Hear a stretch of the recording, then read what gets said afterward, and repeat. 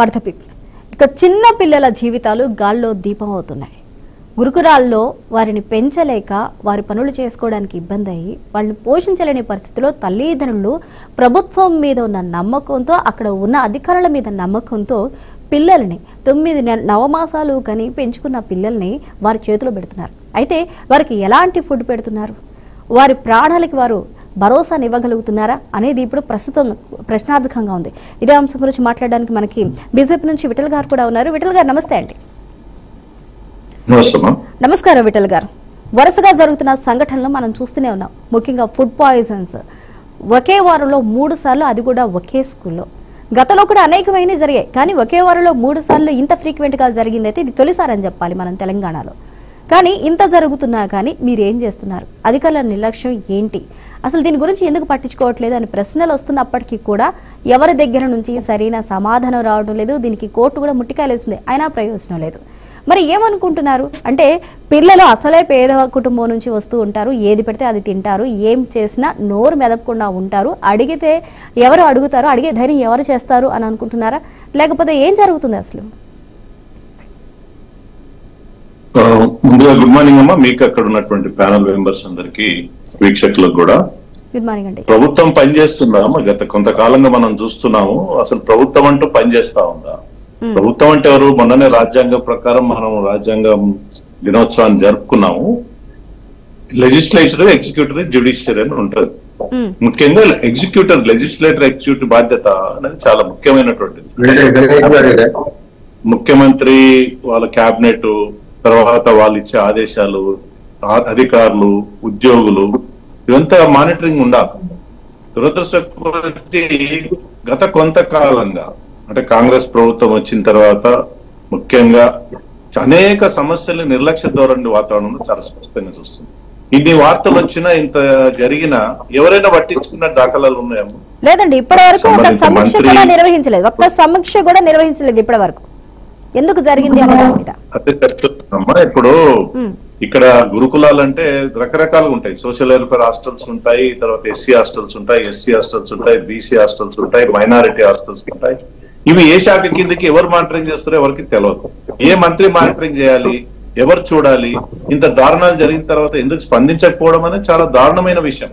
ఇది సమాజంలో 89% మంది పేద వర్గాలు, బడుగు బలహీన వర్గాలు చదువుకున్నటువంటి హాస్టల్స్ కావచ్చు, స్కూల్స్ కావచ్చు, కాలేజెస్ కావచ్చు, ఎవరు మానిటరింగ్ చేస్తారు?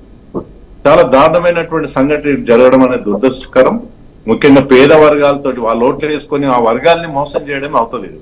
ఇప్పుడు చాలా మంది, మేము కూడా ఉస్మానియా యూనివర్సిటీ హాస్టల్లో చదువుకున్న వాళ్ళమమ్మ. సాధారణంగా హాస్టల్ కమిటీలు ఉంటాయి, పేరెంట్స్ కమిటీస్ ఉంటాయి, తర్వాత అక్కడ ఉన్నటువంటి అధికారుల కమిటీ నిత్యం పర్యవేక్షణ జరగాలి.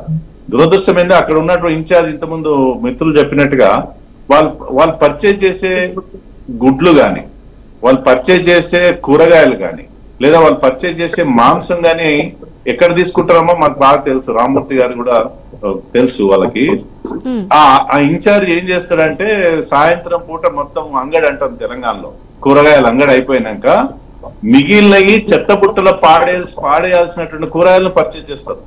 అవి చెత్తగుట్టకు పోవాలి, కానీ ఆ సంబంధిత వాడనో ఇన్ఛార్జ్ తీసుకొచ్చి ఆ కూరగాయలు వండుతారు.